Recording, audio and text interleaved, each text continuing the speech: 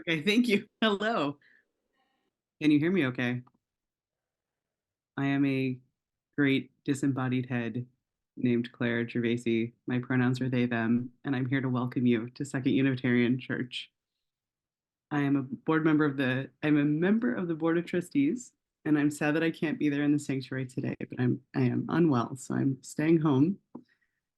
Today we are in person and at the Admiral at the we are in person at the Admiral at the Lake, the 2U Sanctuary, and continuing to meet virtually using Zoom.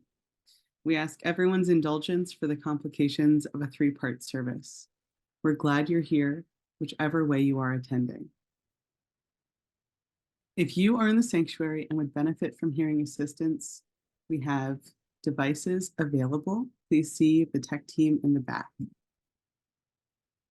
We are currently seeing both a national and global surge in COVID numbers. We encourage people to wear masks during the service. This practice prevents transmission of the virus and helps us center the needs of those who are most vulnerable. We especially welcome newcomers and visitors this morning. Finding a new community and making new connections can be challenging. Please know that we are excited to have you and look forward to getting to know you. If you are new to us today, please note that in the Zoom chat or mention it in person during conversation after the service. If you would like, there are blue mugs during coffee hour that you can use to signal to others that you would like them to come up and say hello. We also always need people in the kitchen after coffee hour, which is a great place to see old friends and make new ones. Our worship today is led by Reverend Jason Lydon, along with Jim Simonis as worship associate. Music is provided by the 2U Choir, Thais Brodlowski, and Director of Music, Carl Kennedy.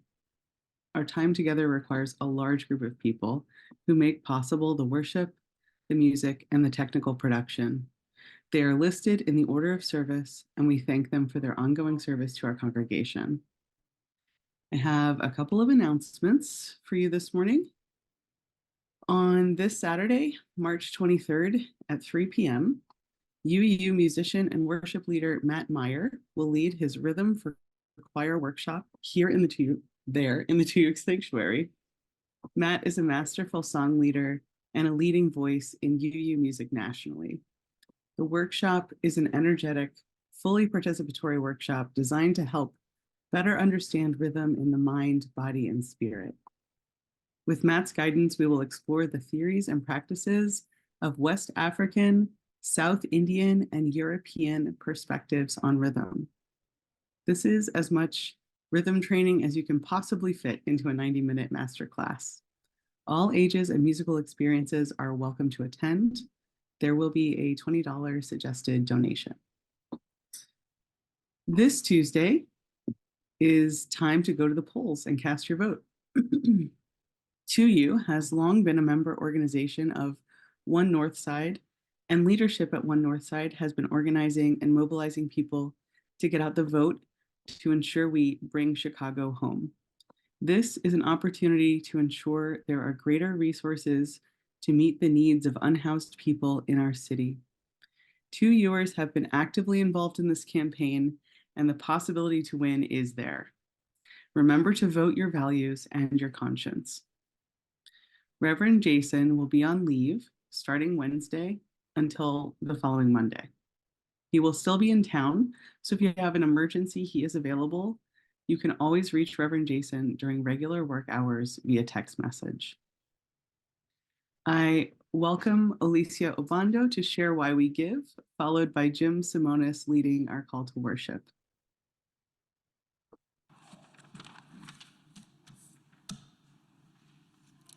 Good morning. Good morning. My name is Alicia Obando. I signed the membership book on July 2nd, 1995. Like many families, I joined 2U to give my child, my foster child, an opportunity for a compassionate, welcoming spiritual education.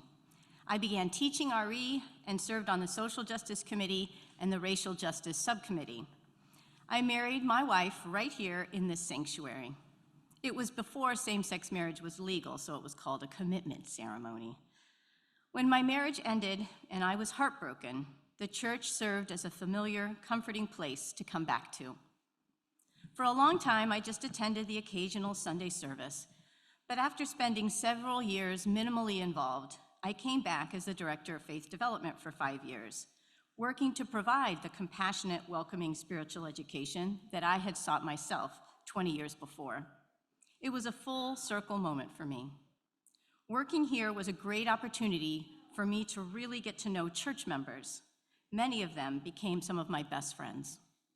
I was so happy to have these friends and this community as we all went through the tumultuous year of 2020 with a COVID lockdown and a racial justice reckoning. I don't know how I would have gotten through that year without this community. I transitioned from employee back to church member at the end of 2021, and now I'm enjoying finding new ways to be involved in church life.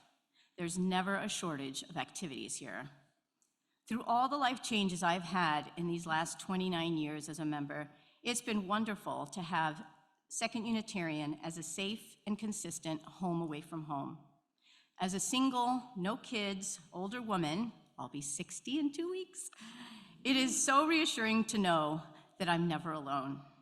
I always have this community of thoughtful, thought-provoking, joyful, compassionate, giving, smart, and accepting people standing by my side. As for most of us, having a sense of belonging and purpose is crucial for me. I belong here, and my purpose is to learn how to love better and do better for the people, the creatures, and the environment on this planet. This church helps me do that. For this incredible opportunity, I give what I can of my time and of my money so that we can continue to be a welcoming home for others and help them fulfill their purpose too.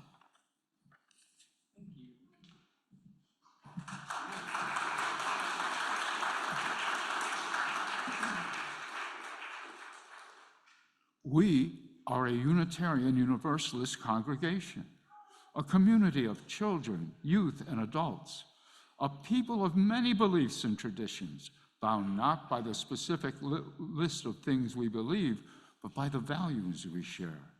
Whether you are joining us for the first time or for the 1,000th time, you are welcome here. Whether you believe in God some of the time, all of the time, or none of the time, you are welcome here. Whatever your race, whomever you love, whichever way you move in the world, however much money is in your pocket, you are welcome here. I invite you when you feel ready to take a breath in and out. As the music begins, let us enter into our service together.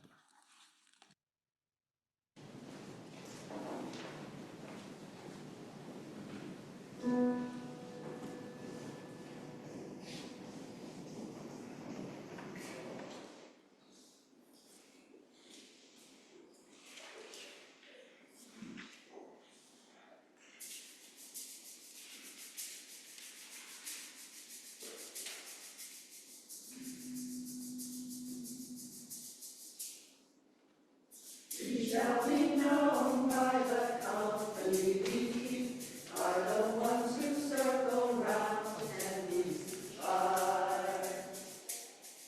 We shall be known by the ones who sow and reap the seeds of change, a life from deep within the earth. It is time now, it is time now that we cry, it is time we lead ourselves into the world. It is time now, what a time to be alive. In this great turning we shall learn to lead in. Oh, in this great turning we shall learn to lead in.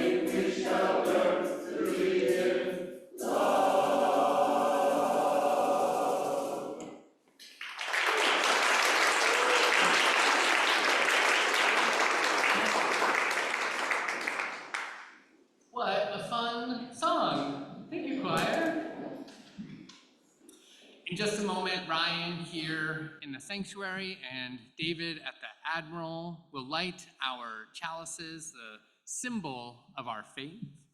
And we light our chalices this morning with these words from Edgar Villanueva's book, Decolonizing Wealth. Money is like water, he writes. It is a precious, life-giving resource. Money should be a tool of love that facilitates relationships and helps us thrive rather than something that hurts and divides us. If we use it for sacred, life-giving, restorative processes, it can be medicine. Thank you.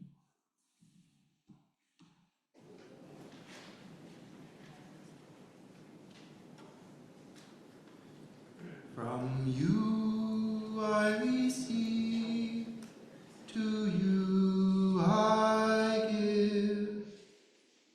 Together we share, and from this we live. Our opening hymn this morning is number 402 in the gray hymnal. The words will be up on your screen. We're going to sing it together once in unison, and then we're going to split it up as a round. We've had a couple rounds in a row. How fun. We'll start with this side of the room and then on this side. Sing with me. From you I receive, to you I give. Together we share, and from this, one more time together.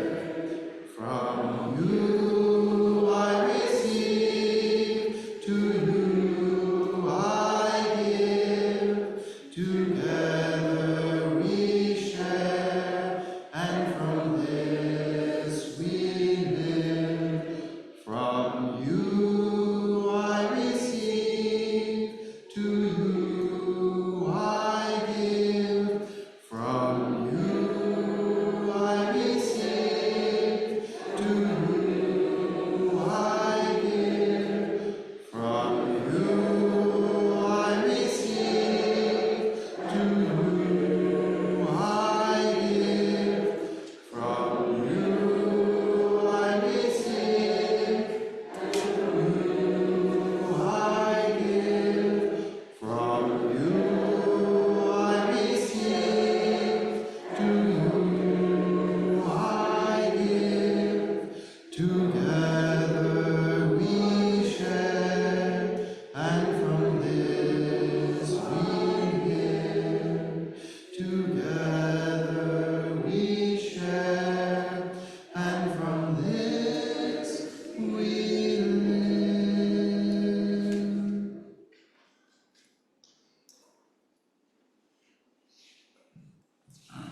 Please rise in body and spirit and join me in reading our covenant. The words are on our screen. Oh, here we are. We covenant to build a community that challenges us to grow and empowers us to honor the truth within ourselves. We will be generous with our gifts and honest in our communication, wholly faithful to a love that embraces both diversity and conflict. Called by our living tradition, we will nurture spirituality with a vision of the eternal, living out our inner convictions through struggles for justice and acts of compassion. Please join me as we sing our congregational hymn number 123, Spirit of Life.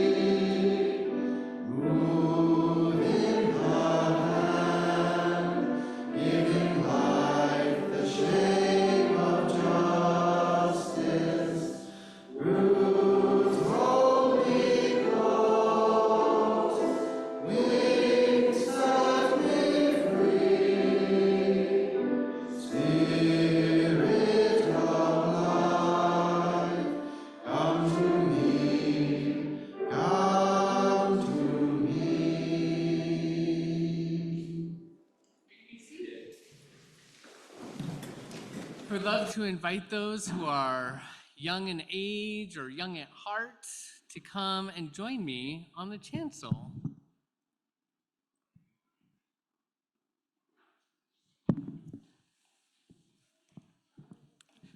Good morning. It is so nice to see you this morning. Welcome, welcome, welcome. Okay, we can sit wherever you feel like sitting. This morning, I have, what is this? Anyone see what this is? A pig. Is it a special kind of pig? Can you tell? A piggy bank. So fun. And see, for the adults, you can see our little piggy bank too. Why do we have a piggy bank? Well, today we are talking at our church, the adults, about how it is that we take care of our congregation. It is a special service that happens every year that's an important part of how we think about the ways that we take care of ourselves. And so this morning, I have some coins for you that I'm wondering if you might put in this piggy bank of ours. But I'm wondering, before we do that, if you might tell me what are some things in the world, in your life, that we might spend, what might we spend money on?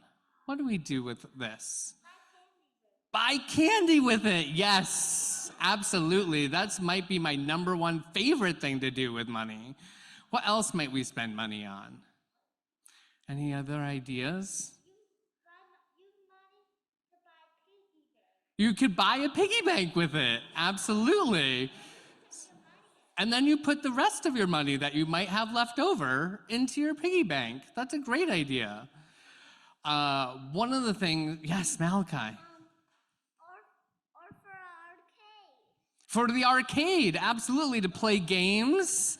Great way to, Remy. To work? Yeah. Often we spend money at work, absolutely. My hope is that we also get money from work. That's one of my favorite things. So one of the things that is true is it takes money to run our church, and we have to resource it together.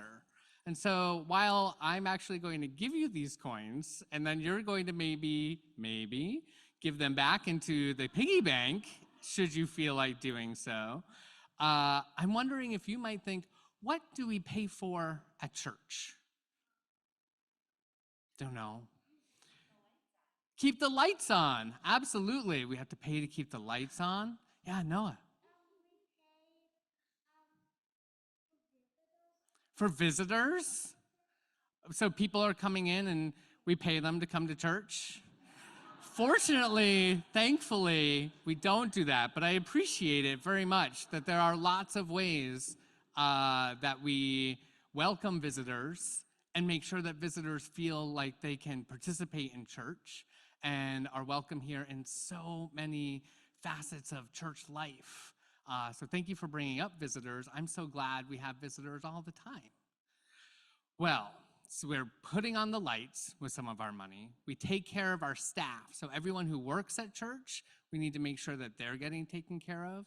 Has anybody ever had a snack during religious education classes? Never had a snack? Sometimes we pay for snacks to make sure we have snacks during classes. We make sure that our building is safe and that everybody gets to have a place to be on Sunday mornings. And so I'm wondering if you might help me put some money in our piggy bank, if that might be fun. You can, here's our little piggy bank.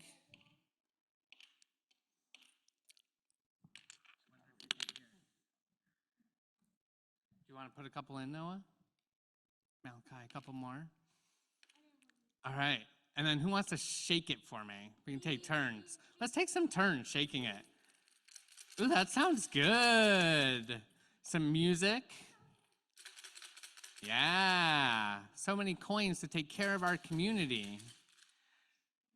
Yeah, shake it up. All right, beautiful. Well, now we will make some more music and sing our children to their classes.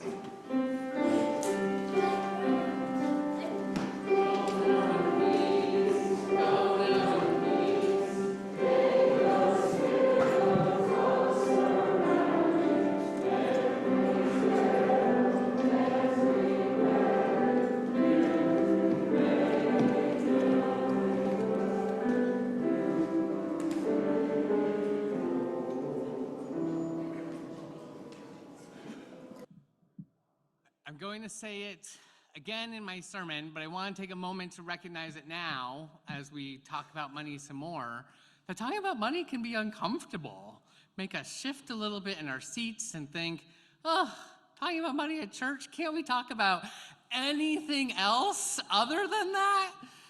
And most of the time, we do. But yet it's also so important that we talk about the things that make us uncomfortable, and we talk about the things that are about caring for and resourcing our congregation. And so I am particularly thinking about you who are new today, who are thinking, oh gosh, all right, this is an interesting day to start coming to church. And I promise to reflect a little bit more on that in a moment. But each year, and we've been talking about this a lot, each year we make a pledge to support the ministry of this, our beautiful congregation.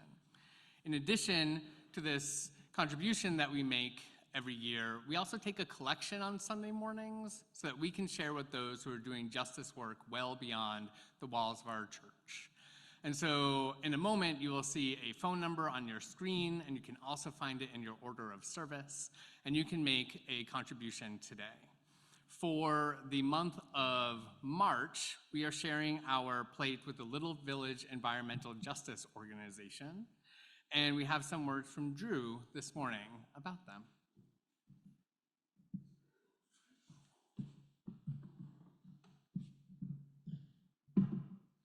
Good morning, everybody. Good morning. My name is Drew Heckman. I use he, him pronouns. And as someone relatively new to the city, I wanted to just share that it's been a privilege to learn about the Little Village Environmental Justice Organization, known by some as El Viejo. And I wanted to share some of what I found so special about them. So first of all, what I appreciate is that they help everyone understand that environmental justice is about a lot more than just a love for nature. It's about health justice. It's about transportation equity.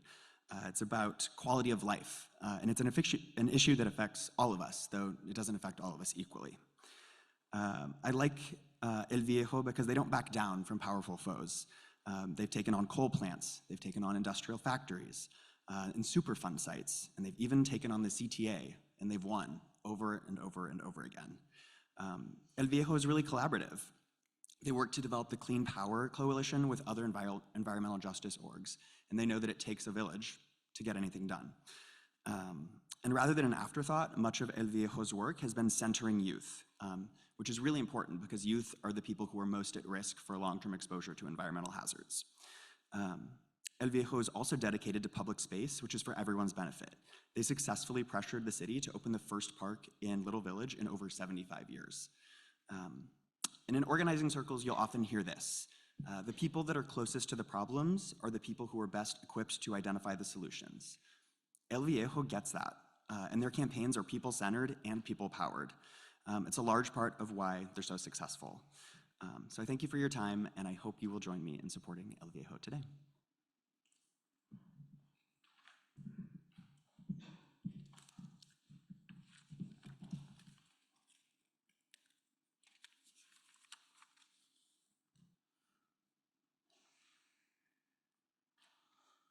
Now, I invite you to join me in reading our offertory words.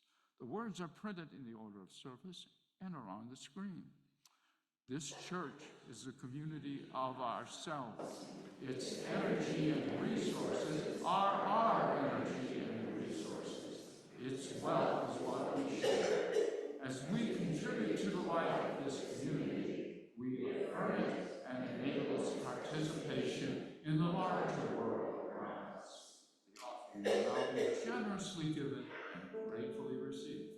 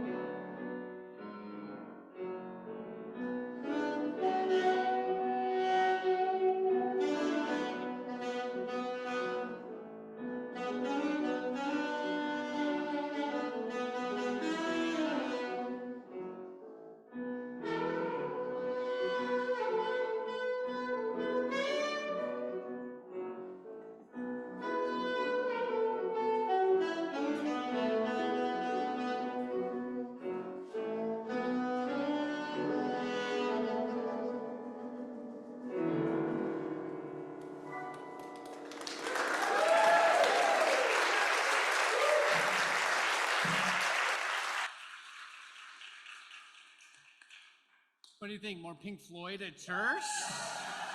Yes, absolutely. Let's transition. I want to invite you into the spirit of prayer or meditation. Maybe find your back resting against your chair, your feet solidly on the ground, reaching down into our beautiful and amazing earth. And let us just breathe together.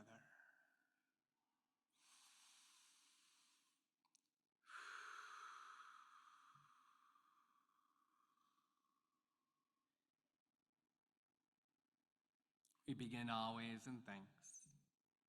Thankful for the breath in our lungs, the beauty of our earth, and the strength of this, our beloved community. We hold in our hearts those who care for family in ill health, those who live with grief or chronic pain, those struggling with addiction and illness, seen and unseen. We are with you. For parents and teachers, and all those whose primary spiritual practice is caring for children, we are with you.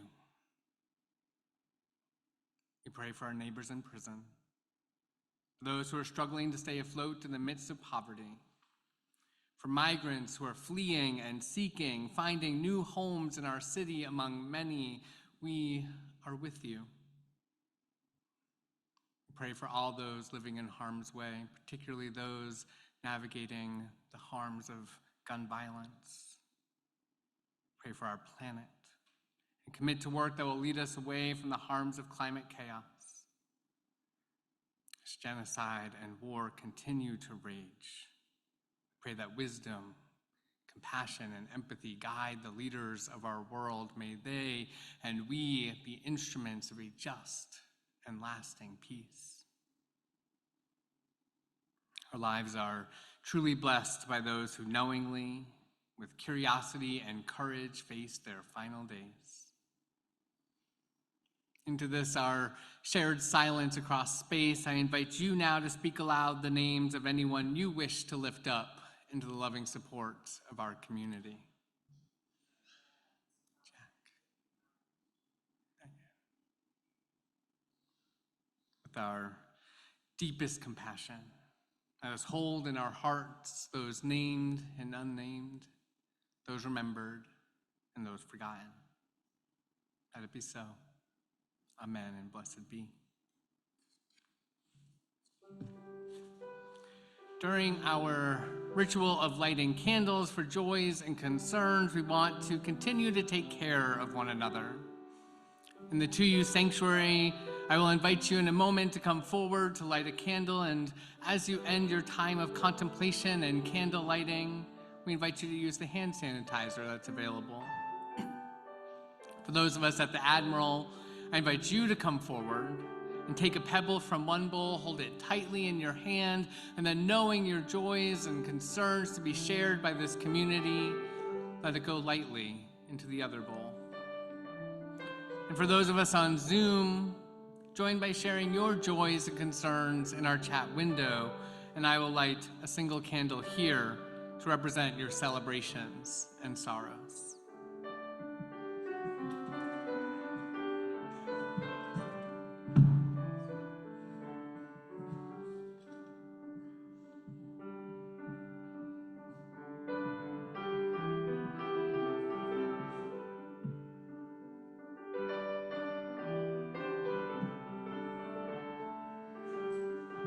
Make them forward.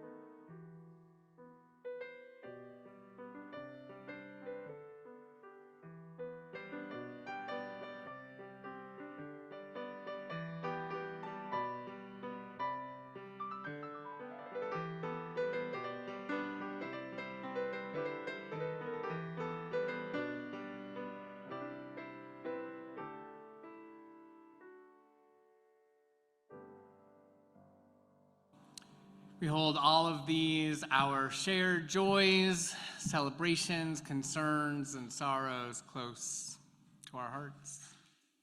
Jim, would you share our first reading, please?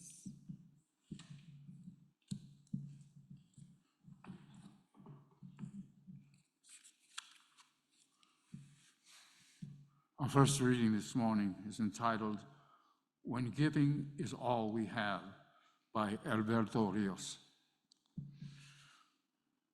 A river gives its journey to the next. One river gives its journey to the next. We give because someone gave to us. We give because nobody gave to us. We give because giving has changed us. We give because giving could have changed us. We have been better for it. We have been wounded by it. Giving has many faces. It's loud and quiet, big though small, diamond in wood nails. Its story is old, the plot worn, and the pages too. But we read this book anyway, over and again. Giving is first and every time, hand to hand, mine to yours, yours to mine. You gave me blue and I gave you yellow. Together we are simply green. You gave me what you did not have, and I gave you what I had to give. Together we made something greater from the difference.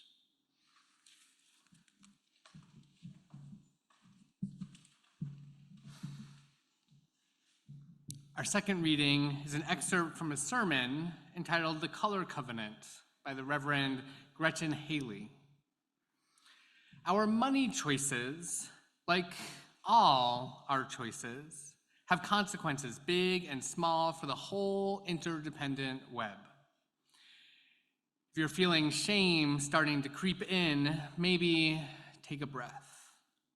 Try to release, try to heal, that as we surface these truths with compassion, instead, let's imagine what it feels like to have a relationship with money grounded in this idea of what is essential, creating a world that is driven by a vision of the essential. Where and how would you spend this money differently? What gets in the way of that? What helps?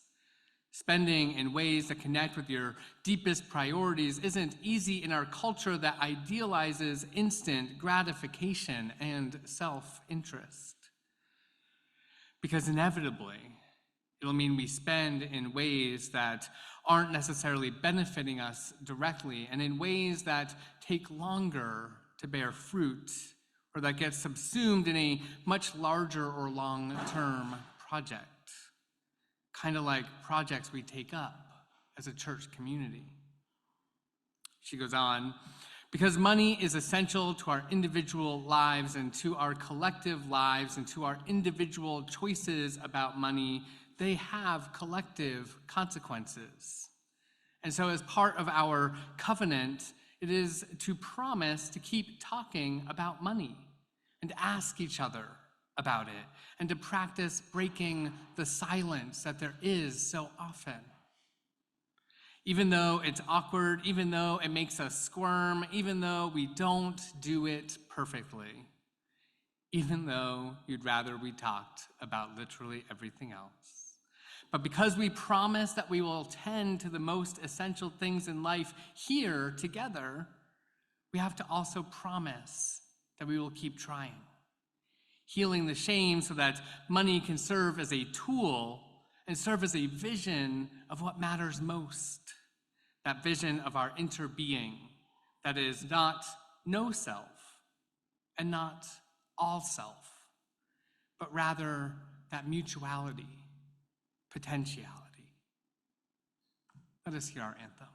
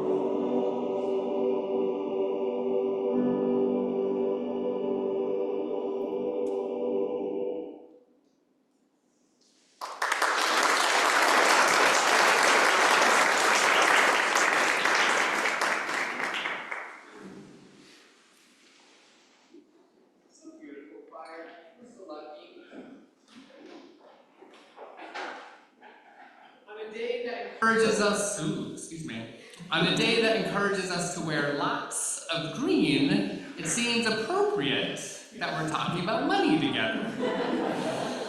And I want to acknowledge yet again, and I know I'm repeating myself, but stewardship sermons are not the easiest ones to come to when visiting church for the first time, or even when you feel just a couple months new. Talking about money, while I think fun and exciting, often brings up hard feelings. Discussing money in a religious setting in particular can be triggering of experiences from previous religious communities where it felt like money was the only thing that mattered. You get it? Truly do. And yet, it is my responsibility to use today as an annual opportunity to talk about the financial wellness of our congregation. And as Curtis reminds us, stewardship is a year-long conversation for us to keep having. Many of my colleagues call this particular sermon the Sermon on the Amounts. And pretty good, right? Truly, though, this is a sermon about what our resources allow us to do. It is a celebration as well as an opportunity to share some information about where we're at. Unitarian Universalism is a congregationalist tradition. This means that each congregation is responsible for taking care of itself. We're in covenant with other congregations, promising to love one another and act in solidarity with one another. And the responsibility to resource any individual congregation lies in the responsibility of that congregation. While we pay dues to annually to the National Unitarian Universalist Association, there are no financial resources that come the other way. Congregationalism is a beautiful tradition that allows for autonomy and unique religious communities and the use of direct democracy, where those who are most connected to any issue get to be the ones who make the decisions about it. There is joy in that. I would say great joy. Congregationalism has a history of being subversive, rejecting top-down authority. Within our tradition, there is no intermediary between the individual and the divine, however one understands that. And we can take pride in our individuality, even as the freedom it creates offers a level of greater responsibility. This responsibility includes caring for our buildings, our staff, our own programming, and all of what makes up a church community. So I wonder if you could take a moment and feel some pride. You make church happen. All that is around you is because of your shared contributions of time, talent, and treasure. This month's Soul Matters theme is transformation. our spirituality discussion groups are using the Soul Matters curriculum to deepen conversations about this theme. Transformation is one of the 6 proposed values that could possibly replace our principles at the General Assembly this year. I continue to be excited that we might see love at the center of our values, and that feels like the center of our faith to me. Transformation as a value makes me think about the ways I have experienced transformation in my life. I've been transformed by personal experiences like coming out, going to prison, falling in love, getting divorced, embracing my call to ministry. What about you? What have been some big experiences that transformed your life? Maybe taking a new job, moving to a new city, navigating the death of a beloved, embracing your authentic gender identity. I have noticed that my transformation is not simply shaped by my personal experiences, but also by global politics, religious communities, the actions of others, and the natural world around me. I wonder if the same is true for you. I want to share an excerpt from another reading with you, this one from Dallin Perry, turning the fear of transformation into the transformation of fear. Sometimes I feel that my life is a series of trapeze swings, he writes. I'm either hanging on to a trapeze bar swinging along, or for a few moments in my life, I'm hurtling across space in between trapeze bars. Most of the time, I spend my life hanging on for dear life to my trapeze bar of the moment, and it carries me along at a certain steady rate of swing, and I have the feeling that I am in control of my life. I know most of the right questions and even some of the answers. But every once in a while, I'm merrily, or even not so merrily, swinging along, and I look out ahead of me into the distance, and what do I see? I see another trapeze bar swinging towards me. It's empty. And I know in that place in me that knows that this new trapeze bar has my name on it. It is my next step, my growth, my aliveness coming to get me. In my heart of hearts, I know that for me to grow, I must release my grip on this present, well-known bar and move to the new one. We have often found ourselves at that moment when the comfortable way of being in our life is no longer fulfilling our needs, where the empty bar moving towards us is exactly what we need to grab onto.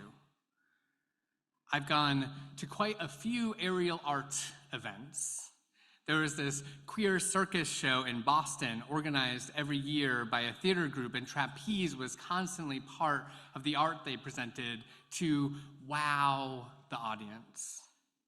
One of the things that I noticed was that when moving between trapeze bars, there was no one-hand transitions. They twisted, turned, and leapt with a fierce courage using 2 hands at once. When it comes to our own transformation, I wonder if we are similarly called at times to take a courageous leap with both hands, letting go of the present and fully embracing the security that is right in front of us of the future. It takes strength, great strength, but from what I've heard, for people in trapeze art, it takes a deep sense of trust. Trust of the self to follow through, not hesitate, to leap. What if we did some work of transforming the ways we talk about money and even consider our own giving to church? What if we let go of our hesitation and made a bold commitment to giving to sustain our community? There are some facts about our giving that have circulated around and some that I want to make sure we all know about. We kicked off our pledge campaign on February 11th. The goal was to complete our canvas today. We are, though, as of now, about halfway there. And congratulations on getting us halfway there. But what if we transform that number into 80% today? I'm curious about what creates the hesitancy amongst us. I wonder if you're deeply contemplating what the right number is for you. I wonder if you're maybe waiting for tax season to complete and have a clearer sense of what your annual budget might look like. I wonder if you're waiting to have a conversation with someone at church about what the greatest meaning for church is for you. I imagine there are many reasons, among them just procrastinating. But this is the time to transform. I want to share a specific number with you. 16 of our pledge units, which could be individuals or a family, sustain half of our annual budget. That is a lot of responsibility for those 16 pledge units. Now, it's absolutely appropriate for those with greater financial resources to sustain a greater portion of our congregation. That is called equity.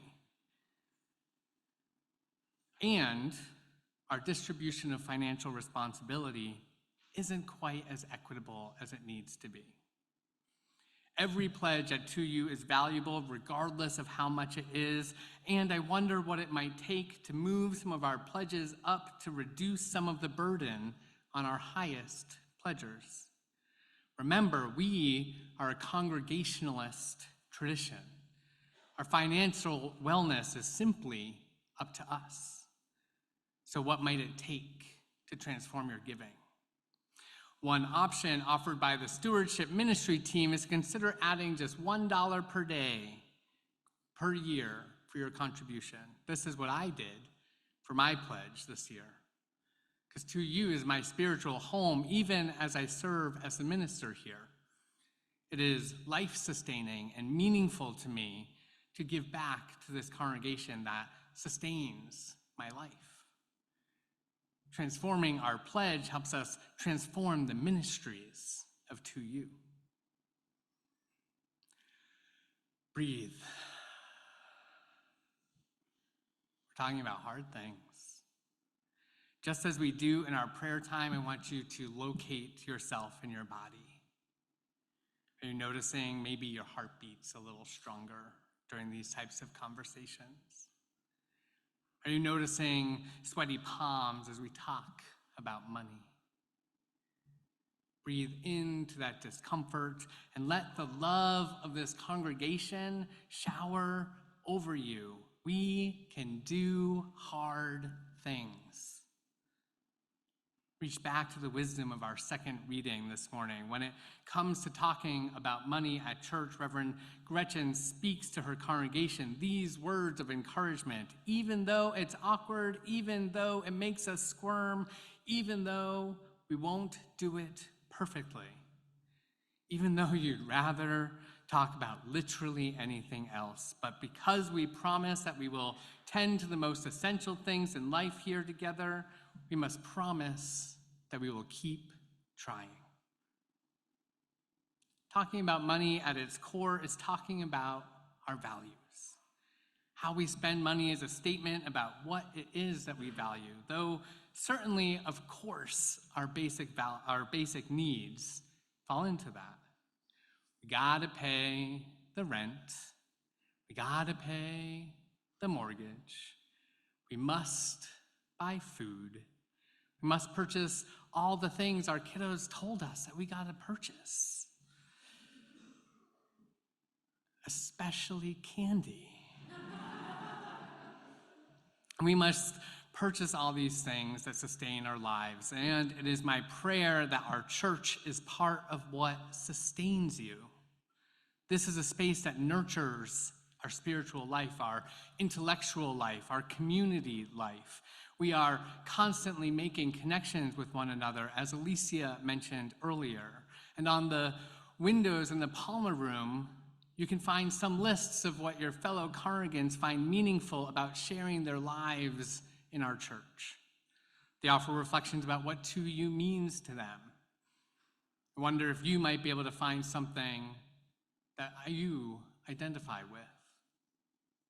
This is why we transform our giving, not just by increasing the dollar amount, but transforming why it is that we give. I want you to pull out your order of service if you don't have it in front of you, because every week we print our vision statement on the front page of our order of service. And this vision statement was created a couple of years ago so that we could know exactly what it is that we're doing together. It says this: we seek to create a vibrant, inclusive faith community. In our vision statement, we utilize aspirational language. It is a reminder that there's always work to be done. The truth, though, is that we are doing many of these things already. Like all things at church, we are imperfect at it, and there's room for growth. However, we are indeed creating a vibrant and inclusive faith community. We do this week after week with our Sunday services, and we do this during the week with our congregational programming. Think about our beautiful choir we heard today. We heard the gift of their music. What could be more vibrant than having music fill our ears? Not only is our choir creating music for the congregation, those in the choir are also having their spiritual needs met by practicing and embodying the music. Carl, as our director of music, facilitates opportunities for people with all kinds of singing abilities to participate. There are no tryouts for our choir. All voices are welcome, like all voices are welcome in our sanctuary. We envision a place of sanctuary and spiritual growth. It is my belief that people come to you to get their cups filled for the week ahead. We are a place of spiritual sustenance and a community that bears witness to one another's development. We also work at making sure that the youngest amongst us are getting the religious education that they deserve. Brittany, our director of faith development, chooses curriculum that facilitates learning and connection amongst our young people. We are creating, I hope, lifelong Unitarian Universalists whose spiritual growth is taken seriously. Lastly, together we aspire to build a just and compassionate world. We are doing this right now. Our world is in need of much healing, and we are doing part of that work. We have a growing migrant justice ministry, thanks to Alicia Obando. We participate in jail solidarity efforts coordinated by Jung Messenger and Eli Sander. We share our plate with organizations doing profound work, and 2 viewers are participating in events that challenge the genocide going on in Gaza. We are doing this ministry together. And so I want to ask you to transform your giving just as we constantly transform ourselves and our church. Like the caterpillar transforming into the butterfly, we are constantly becoming something anew. And so in your order of service this morning, you will find a pledge form. Many of you have already filled this out, and many of you will hopefully find meaning in filling it out now. Remember, this pledge is for the next church season, July 1st, 2024 to June 30th, 2025. What? 2025? Carl will play some music for us as you consider what you're giving this year. And if you are new, not a member yet, please take this time to just rest in your seat. Breathe and know that we care about you and are glad you are here and glad you stayed, even though it might be hard. After a few moments, we will rise together in body and our spirit and sing our closing hymn, For All That Is Our Life. And as you sing with your full spirit, pay particular attention to the second verse. For needs which others serve, for services we give. Our giving sustains not only our own church experience, but the experiences of those we surround ourselves with. We're giving not for our own lives alone, but for each life in our community. And so it is a blessing to give right alongside you.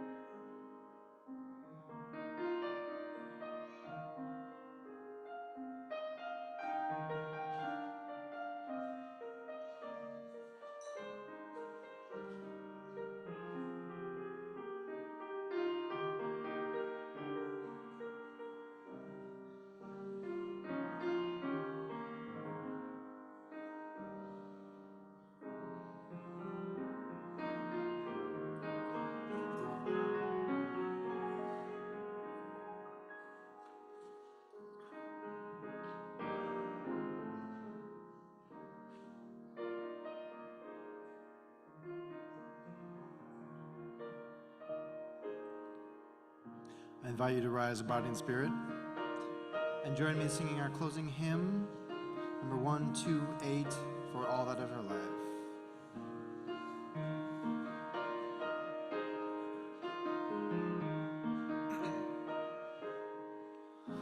For all that is our life, we sing our thanks and praise. For all life is a gift, which we are called to use, to build the common good,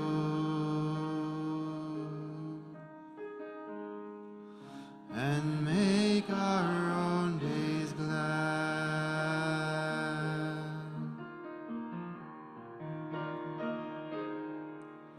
For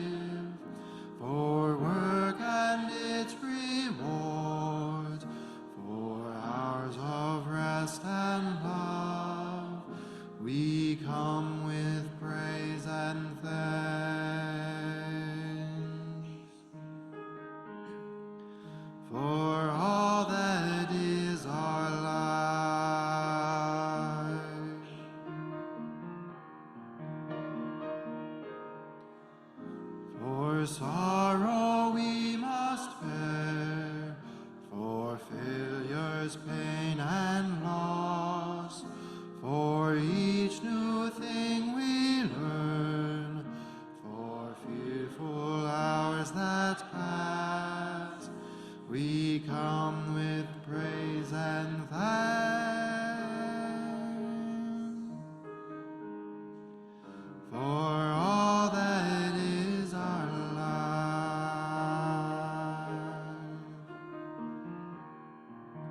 For all that is our life. For all that is our life, we sing our thanks and praise. For all life is a gift, which we are called to use to build the common good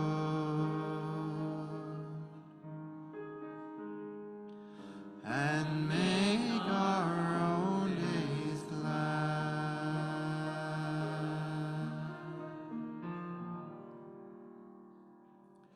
Invite you to rest your hands upon your heart or clasp hands with those you are sharing your life with in these pandemic times.